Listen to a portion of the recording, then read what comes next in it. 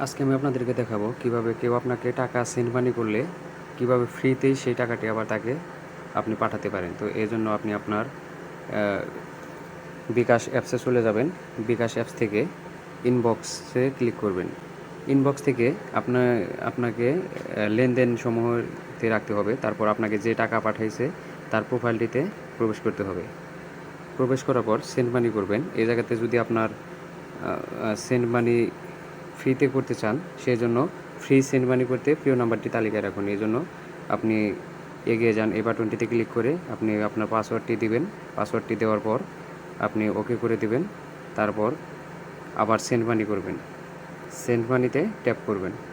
Tap করার পর আপনি এই জায়গায় টাকার পরিমাণটি বসিয়ে দিবেন। আমি ১০০ টাকা পাঠাতে চাচ্ছি, এজন্য আমি সেন্ড করতেছি এবং পিন নাম্বারটি দিয়ে দিচ্ছি। তো দেখতে পাচ্ছেন ফ্রিতেই সেন্ড মানি হয়ে গেছে। ধন্যবাদ।